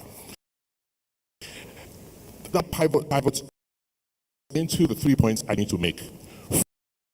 First, that when we think of democracy on the continent, on the African continent, let's think about the reality we face on our continent today. And I can summarize three. The first is abject poverty. How can democracy be reconstructed to address the issues of poverty? What do we need to do at the base? Organize ourselves, organize governments such that we can now undertake the things we need to facilitate economic growth and productivity to pull our people out of poverty. The second challenge we have on the continent, which we must address, and I think it's Dr. Manati who started talking about that, is the issue of demographics. The population of the continent is very youthful. Our population is doubling every generation on the continent. Today, the continent has about 1.3 billion people, and in another 30 years, it's likely to double. And that means for a long time, you're going to have very many young people on the continent. So if democracy is about catering to the interest of the majority of people in a place, then the conversation we should be having today should really be not just focused on, but nurtured by the people who are going to be affected mostly by our democratic practices. But here we are. Today, fathers, grandfathers are the ones talking and advocating for democracy. The people who will benefit from this democracy, the children, are not being inculcated in that conversation. The third issue facing us on the continent is that of migration. For whatever reason, climate, difficult economies, a lot of African talent is leaving the continent for abroad. And this phenomenon is changing the social relations on the continent. I recall when I was contesting my re-election as governor, the contribution from the diaspora remittances, diaspora participation, largely influenced the outcome of my election. So the role of the African diaspora cannot and should not be ignored as we rethink the restructuring or how we get our people to participate in the democracy on the continent. I guess I will take questions after this. Okay, thank you very much. Ladies and gentlemen, allow me to ride on all protocols already established. My name is Susan Mape. I'm from Commonwealth, Zambia. I'd like to start by thanking the Goodluck Jonathan Foundation for inviting me to be a part of this panel. I don't take it lightly. And after all the presentations that have been made, the eloquent presentations made by my fellow panelists around this topic, it becomes a bit of a challenge to contribute. However, when I read the question, I dared to imagine Africa's democratic future. And I came to the conclusion that Africa's democratic future will definitely not only be written in parliament and in ballot papers, but also on smartphones, in hashtags. Susan, and can I just ask you to bring the mic a little bit closer? Thank you. Okay. Okay, thank you. Yeah, so I was saying that my perception of Africa's future is that Africa's democratic future will not just be written in parliament and on ballot papers, but also on hashtags, smartphones, just everyday citizens reclaiming their power. I say this because whilst President Obasanjo was wondering where the fire for his fireside chat will come from, he said something that was profound. He said that democracy is dying because it is not being reformed, or it has refused to be reformed. He rather suggested that there needs to reform so that democracy can thrive. Having said that, I immediately began to think of some of the initiatives that have been put out on the continent. Initiatives he was one of the people that led, such as the African Peer Review Mechanism, which has a very strong thematic area, democratic governance, that allows us as Africans to assess our systems of governance and provide best practices that can be drawn and learned by other people. And my thought was that if we strengthen these kinds of institutions, then we will be able to draw lessons and build stronger democracies that are more in line with who we are as a continent. So it's a great joy to see the youth in this room represented. And I wanted to talk a bit about the future and how technology is beginning to play a very significant role in democracy on the continent and beyond. We have come to realize and learn that social media is not the new town square. There's been a lot of talk the same panel around the fact that a lot of institutions, democratic institutions, are being stifled, are being problematic in a way that citizens can no longer easily convene themselves. So that has citizens back to social media platforms, and social media is now the new town hall square, and that is where the voices are being raised.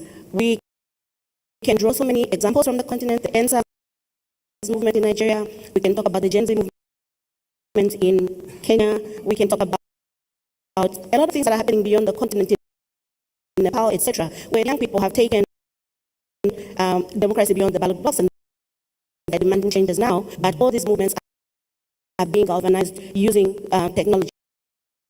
And therefore, as a continent, it's very important for us to begin to look at how citizens are redefining leadership and using these movements and using social media to advance their causes. However, we continue to remain at the backseat of technology. And I think this is where we may have a bigger challenge going forward.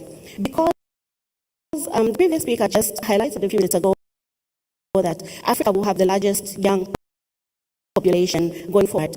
And if we are the ones that are going to have the young population going forward, what role are we playing in the technology that is being used or the technology that will be used? We talk about artificial intelligence, we talk about digital rights, we talk about all these softwares and things that are being developed. To what extent are we as a continent contributing to those? I think it's about time we began to look at using these digital tools, designing the digital tools. Democracy is part of culture, is part of democracy, and so is language. And the language of most of the tech that we have is English, which is not the language that Africans predominantly speak. Someone earlier said something in the lines of we think in English but speak local languages, or vice versa. It's very confusing. And if we cannot even understand our own conversations, if we cannot define democracy, for instance, in our local language, then we are speaking to only the elites that can understand English, and then the people that do not will never understand the value of what democracy is, and they may not even have the opportunity to tell us how to prevent it from dying. So my call to action then would be that democracy in Africa must be more than elections. It must be daily, it must be digital, and it must be decentralized. We need stronger civic technology ecosystems and laws that protect freedom of expression online and offline. We've noticed that offline we've had a lot of challenges. These have moved online, but we're beginning to see a lot of laws, the use of the legal framework to stifle freedom of expression online. We need to also invest in youth innovations and media literacy. One of the most highly paid robotics engineer is a young man from Nigeria who has made so many strides. We have a lot of young Africans that have the capacity to innovate and bring about development, but they need a lot of investment, they need a lot of support, and we need to begin to think more towards the future. And finally, Pan-African solidarity in resisting digital authoritarianism. We need to come together and deal with the issue of digital authoritarianism, not just what it is, but also because it is a contributor to the rise of democracy. Thank you.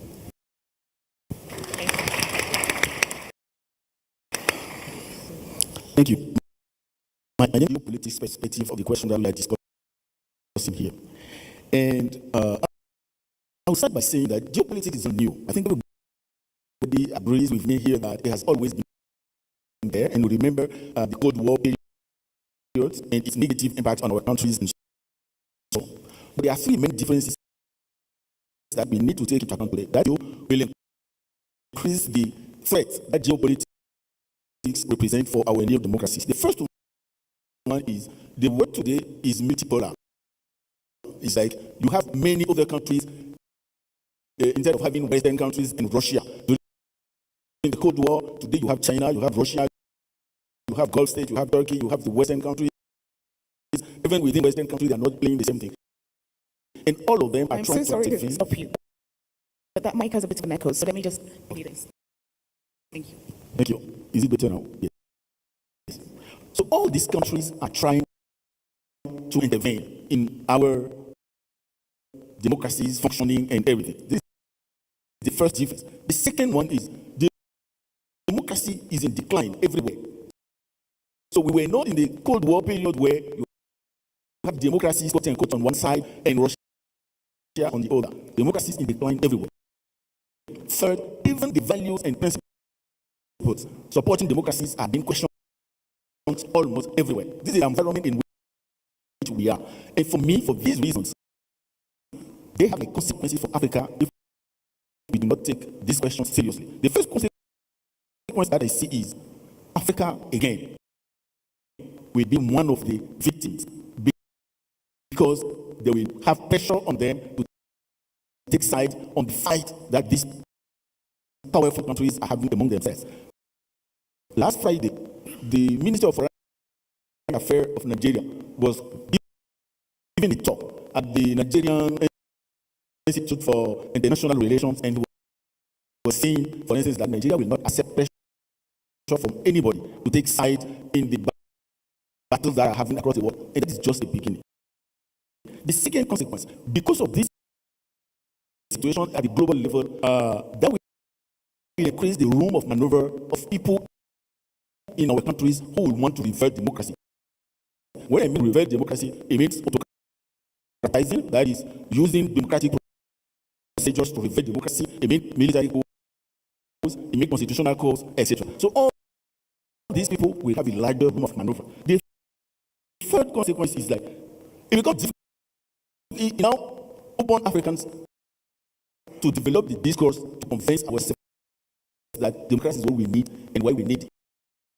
Because using examples from other countries where, old and established democracies were the easy way to say, you see, democracy is producing results, is working, that is why we need to find our own argument to decide if we want to remain democracy and if we want to fight for it. And the last one, in fact, there are sectors for our democracies that live on resources coming from old and established democracies. When you take the civil society sectors in our countries, they remain on that.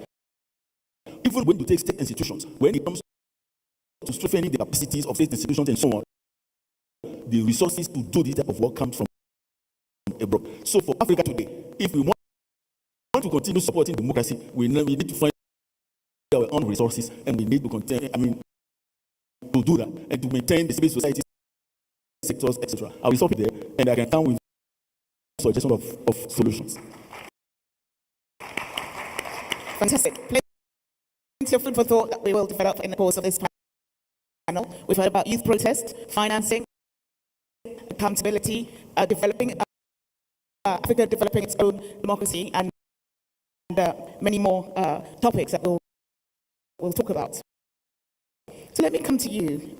That far, this one person at the front that is leading then it makes it a little bit difficult for them to have this collective action or a bargaining field, so to speak. What is happening currently is now we have seen a bit of calm in terms of those conversations. The few who are at the front, of course, there was a bit of intimidation through police abductions. I think you saw what followed the protests. And so that is the way, in my view, the government quelled the situation, that deflect these groupings and let's have a bit of quiet, because President Ruto is asking for quiet and calmness so that he can deliver what they are asking. And so to say that maybe through these kinds of protests we can see a change of government, I don't think it's happening in Kenya, because the constant conversation that we're having as Kenyans is we will ask the questions, we'll keep putting the pressure on our leaders, we want accountability, and Kenyans are saying we are waiting for 2027. We are waiting for the next election to demonstrate what we keep telling you every day on the social media platforms. So I think for us, that was really something that was not anticipated. We didn't think it would get to the youth breaking into parliament and everybody running helter-skelter for their lives in parliament. But it sent a message. It sent a message that young people need to be had, that there is public participation entrenched in our laws, in the Constitution, that it is for paper, or is it an actual public participation? Because what led us to get that is that we were not being heard. The young people of Kenya were not being heard. Kenyans, there's no employment and we are highly taxed. And the question that Kenyans were putting to their leaders, who are members of parliament, as they were first debating on the bill, is tell the president that this is what we are suffering from. However, none of that happened. I think people were paid off and they passed the bill regardless, and that triggered something that revolted into violence. Yeah, so I don't think we are moving into changing our government through the protest. Yeah, not quite yet, but it may happen. Thank you for those thoughts. So, Dr. Emmanuel, let me bring you in. So, President Mahama mentioned earlier in his address about how the voting, certainly on social media, is a huge popularity for Ibrahim Traore in Burkina Faso, and just huge levels of support for that style of leadership. I mean, is this kind of idea of a benevolent dictator, the military ruler, is that what democracy means on the continent? I'm sorry to say not at all. I think we have had the equivalent of the Burkinabe leader in Rawlings. He was 34 years when he staged the 79 coup, and he became quite famous subsequently. We've seen how the youth rally, but there was also a point in time where the youth also questioned and demanded many. We have quite a large number of critically educated youth, and with technology and higher education opportunities and so on, I think they may differ considerably from what we've seen in the past decades. Secondly, many are educated. I mean, they don't have to travel abroad to be well educated about global events. But as youth, they also admire adventurous and they like the show. But will that yield what they want if we have that? We've had many coups, many leaders and so on. I think we should see the youth not only in their exuberance, we should see the youth as the leaders of the future. Much more educated than the youth that we had in the 50s and 60s and so on. They were also very smart leaders, but the numbers were fewer. And here we have a good number of them. We haven't set up systems that will groom them and for them to go through leadership training and all that. And they are motivated. They have technology. They come together to think through what they want and so on. They don't interact much with those considered old and so on. But it's technology and the transformation. We must see them as probably one of the most educated youth we have in our system. Have they had the experience of working with leaders, older people, the opportunity to do apprenticeship, to go to former presidents and listen to them and how they might need to move us in a certain way and so on, and reach what they have.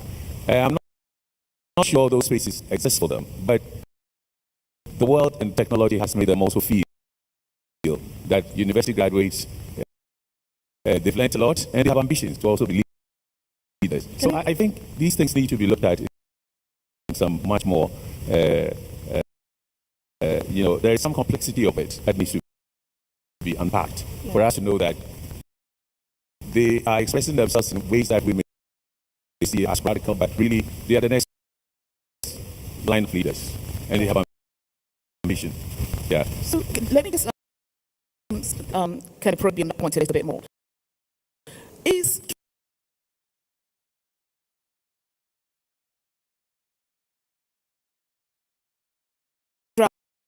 Traore's popularity based on his youth? Because young people would argue that they are not given a chance at leadership. In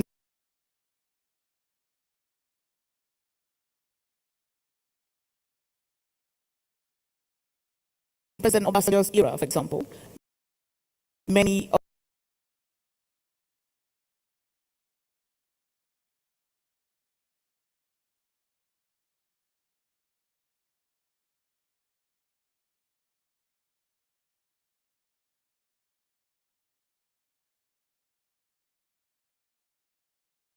of the leaders were in their 30s. But we struggle to see that kind of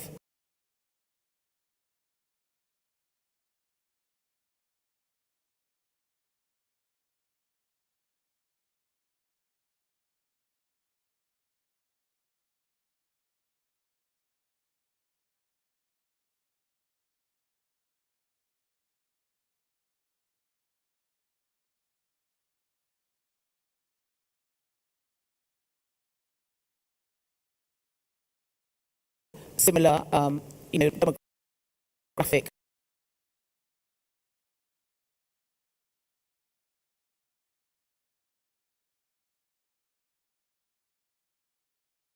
in power. A young person in position of power.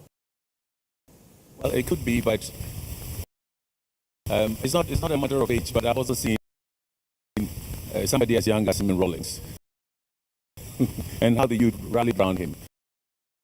But the risk there is that if you were to categorize the youth in terms of people from the universities and those who came from the university who don't have jobs to do, they are frustrated and so on, he might appeal to them. We saw that in Ghana, also with President Rawlings as a lieutenant, what was he? Flight lieutenant, attracted a lot of people. His first government he composed were made up of youth. It didn't take long for him to retire most of them and bring in some mature people to handle affairs of state. And when they came in and they were directing affairs, the complexity of the situation also became clear that they were not mainly responding to the youth demands because it's a very complex system they had and so on. Later on in life, when he became president, he resorted to, older people in his cabinet and so on.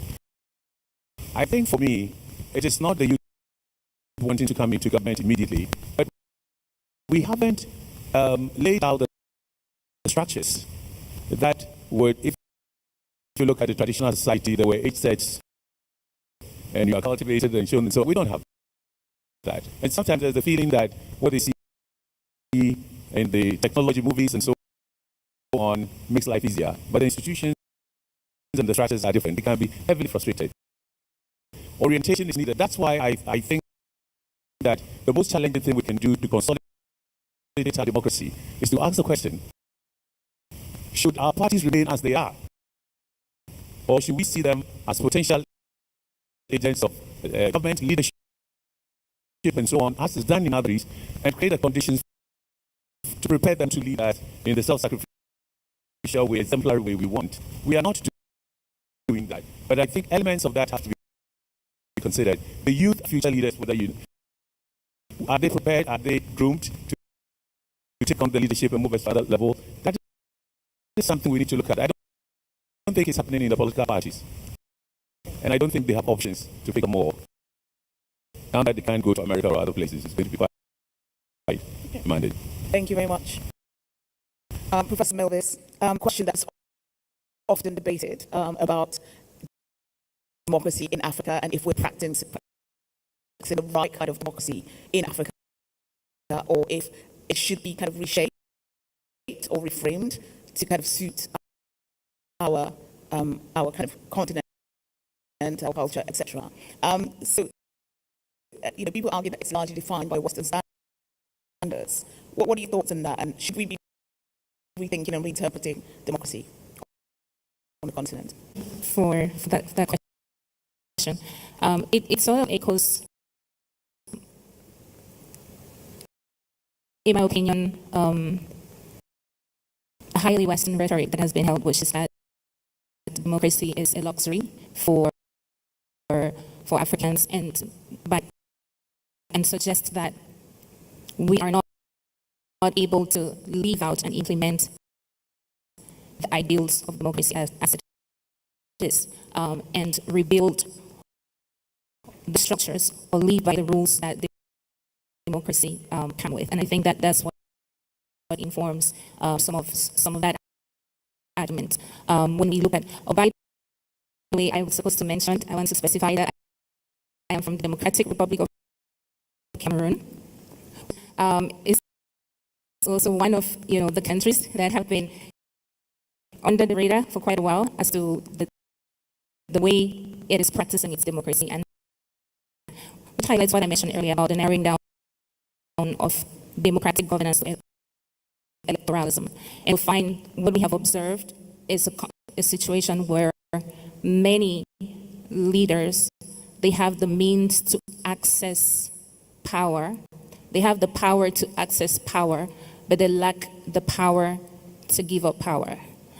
And these are all the reasons why people, of course, earlier on he was talking about the issue of democratic dividends, the popularity of Traoré and all of that, which points to the citizens' legitimate impatience with the promise of democracy and the multiple dimensions, the multidimensional issues of credibility that it now evokes. But when we narrow it down to the definition, which His Excellency President Obasanjo mentioned earlier when he was doing his presentation, as the government for the people, government of the people, for the people, by the people, are we able to meet these criteria? Then we would not be talking about whether or not it is ideal for Africans, because it really boils down to these three things, and moving away from a situation where we have a government that is not by the people or for the people. And so moving forward, it is really important, like, unless we start thinking, going back to the place where democracy truly belongs to its people, then we would sadly live to see the further disintegration of these ideals and weakening of the institutions. So do we, as Africans, need to rethink our own democracy, go back to the traditional systems that it pre-existed this?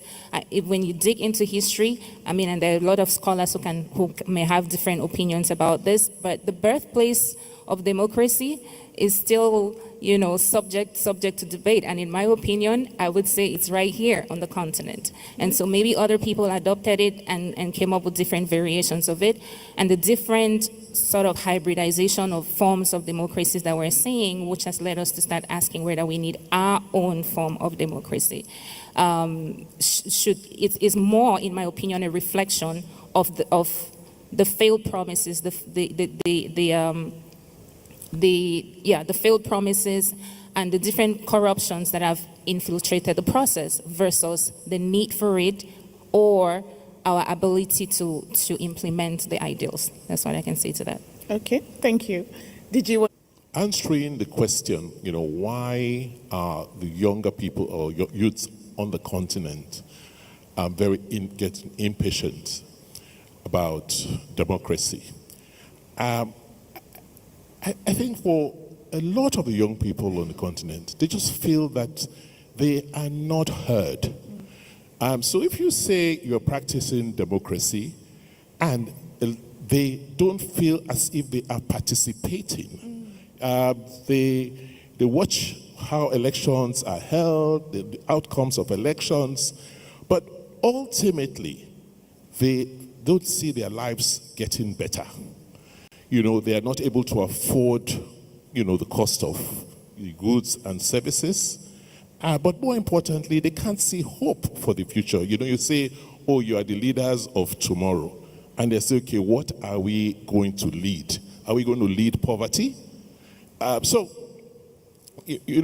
I think that's where we should really focus our conversations on democracy on, which is that let us look at our reality. The reality is that 70% of the people on this continent of Africa are under the age of 35. And I do not know if 20% of those under the age of 35 are participating in governance in any form. And that needs to change. Those are the things we need to focus on. Yes, you say they are on social media, they are on TikTok, and they are talking. That is not participation. Yes, they say they vent their frustrations, but all that venting is not reflected in the outcomes of governance, what they have to deal with in their daily lives. So, recommendations, I will say, look, let's, rather than continue to talk theoretically about democracy, let's utilize those embedded tools in democracy to address the yearnings of the larger population on the continent. And what are these? First, giving them a sense of belonging, of participation, of involvement, and also begin to explain to them the difference between the exercise of power and the benefits of the come out of power, which is governance. The fact that you have won an election, the fact that you are a member of the House of Assembly or whatever, does not mean that you have the tools to carry out activities that will make my life better. And I'm not interested in whatever you say you are or whatever power position you occupy, if that position does not benefit me, or I cannot see my progress, as you exercise that power. Yeah, absolutely. So, sir, you have been in the system. I'll just stay with you. You have been in the system. You were elected governor of your state. Is there anything that you would do differently in terms of, some of the issues that you've talked about? If you had another chance, what would you do differently? What I will do again is to focus more on how to use political power to deliver socio-economic goods for the citizens. What you find on the continent, and I'm sure many people who have been in power, particularly executive power, will tell you, is that the fact that you are in charge, the fact that you're a president or you're a governor, does not necessarily mean that you'll be able to deliver services to your people. There are state structures, the public service, there's there are a whole slew of structures of governance that must work to enable you who now have political power to actually deliver service to your citizens. Political power alone does not confer all the benefits the citizens want automatically. These structures need to be built, particularly your public services, the civil service, the public services, those organs of government that are expected to provide those services, education, health, infrastructure, right? Yes, you can talk about the big issues of corruption at the top, that if you had a bit more transparency, you'll see how the money flows through. But do you have the capacity within the organs of state to deliver? So my advice is, yes, it's important to focus on elections, getting the right people into power, but what we should also be emphasizing now is how to support those who are in power to actually deliver on the promises that they have made to people. And sometimes they're not able to because the tools are not there. Yeah. Okay, thank you very much. Susan, let's come to you. Let's kind of throw it forward. What does African democracy? Well, I would, because my perception or my knowledge of democracy has been that it's a journey. It's not perfect. It takes time. It takes experiences for us to grow. But if what is happening currently is anything to go by, then we have a lot of work to do. We really have a lot of work to do, because in the urgency that we are seeing amongst citizens to see those changes and to really enjoy the democracy that they wish for or they hope for, there are a lot of mistakes being made. We are seeing a lot of infrastructure being damaged in the long term, infrastructure that has taken years to build. We are seeing peace becoming even more fragile peace that takes a very long time to build. We are seeing a lot of things going amiss, but I believe that not all is lost.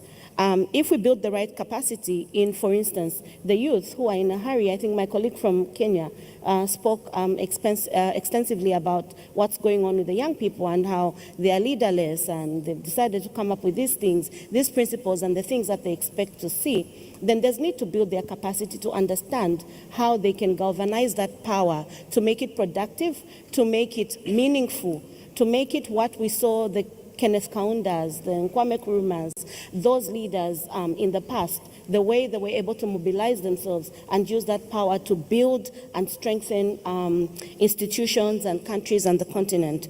And then also, I think, again, I will still come back to technology, because I know that it's something that we are not really looking at, but we need to actually begin to look at. If we are going to harness technology in a way that will be more meaningful for us as a continent, then definitely it will aid our journey to having much more progressive democracies. And we also need to make the citizens also understand that democracy is not just voting. I think ordinarily most of us, when we think of democracy, we are just thinking about, oh, I'm going to exercise my democratic right. When I go to the ballot box and I drop a ballot paper in there, then I've exercised my democracy. But it doesn't end there. There are so many other things, and I think we just have to harness them in the right way. And finally, to the leaders, for me, I think that leaders need to begin to come back to a place of humility. They need to come back to a place where they stop placing loyalty above the law. They need to get to a place where it is okay to sit within the discomfort of opposition, because it is only when you listen to those people that do not, that speak truth to you, that is the only way you collectively come up with a solution. I want to share this example from my country, Zambia, which I felt was something that was very sad. One of the handlers of the presidency, a previous presidency, shared an experience of what it was like working in State House. And he said something to the extent that there was a time when people were demanding so much of the ruling party then. And in that demand, they were talking about corruption and everything that was going on with the government that was going wrong. And so that meant every headline in each of the main newspapers was speaking against the president, calling for the president's head. And he said it became very uncomfortable at State House. And when it became uncomfortable at State House, what did the handlers decide to do? They went to print a new newspaper for the president, only for the president, meaning if, for instance, the Zambia Daily Mail had a headline that said something about the president needing to resign or retire, they would write a headline that talked about, oh, how great his leadership had been and all. And so there's a lot of misunderstandings that happen. I guess sometimes it's easy to point to the leaders and the heads of government and all, but their handlers also play a role. And so until the leaders begin to understand that it's okay to listen to other people, that is the only way we can make progress. Thank you. Yes. Thank you very much. Did you want to add something to that? Or?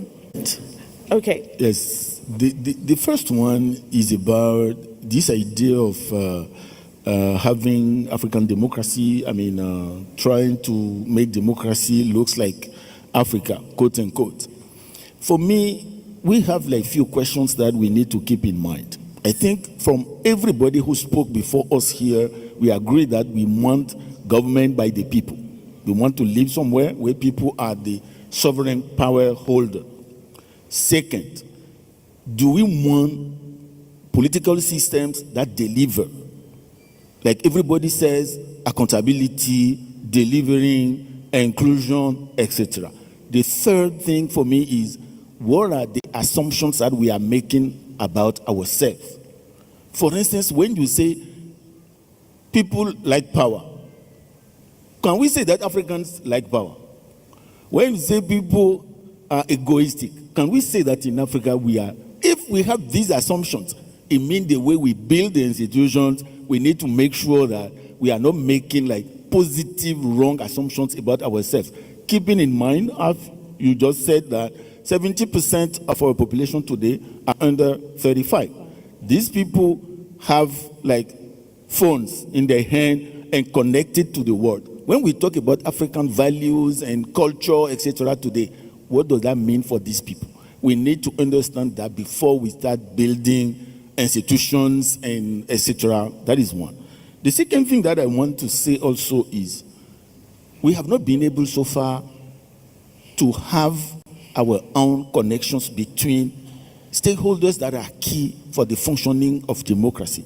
I'm talking about connection between government, between our academic sector, between civil society and private sector. If we do not build this type of connections with the fact that we are having less and less resources coming from outside, we are weakening our democracy soon.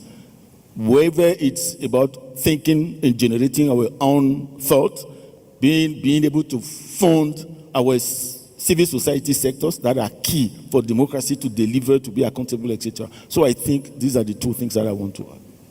Okay, thank you very much. So, democracy is unique to the particular, people or the particular country that's practicing it. You don't expect the same, that democracy will be practiced the same way across all the nations on the continent. However, there are some common underlying principles that must be observed for you to have, a democracy that continues to thrive. And that delves into the question asked by, the second person, which is how do we bridge the gaps? Democracy in itself, if you practice it, in the way it should create spaces, should create civic spaces for people to be able to communicate, to be able to discuss, to exchange ideas. That's why we politicians, in seeking for office, go around campaigning. That's why you have opposition parties who are proffering alternative views.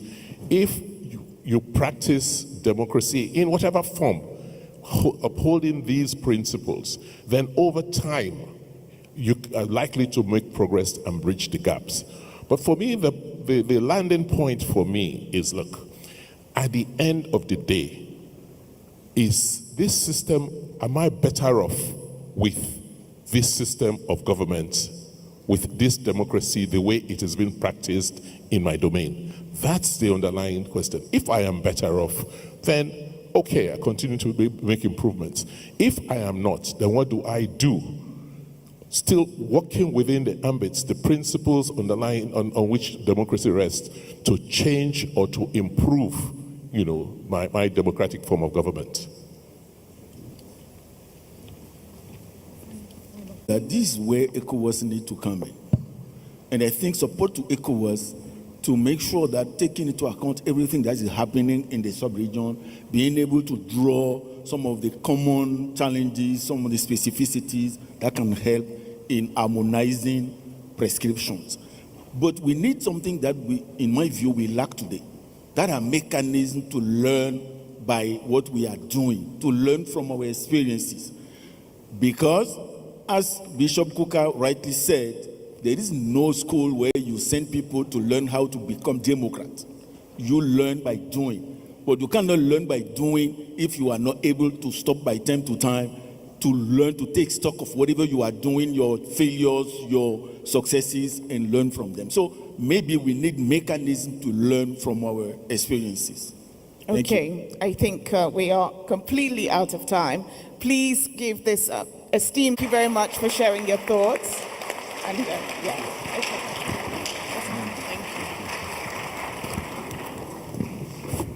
Okay. Okay. Thank you. All right. Oh, thank you.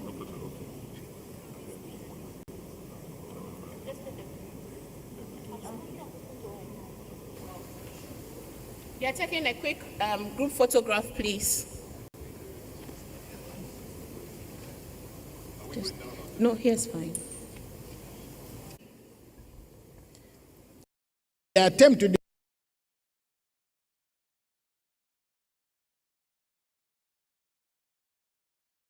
define democracy presents us with what he calls an anarchy.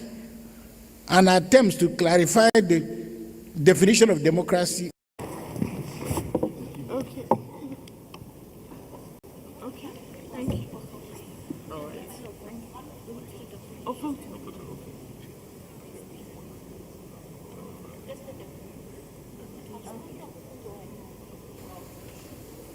We are taking a quick group photograph, please. No, here's fine.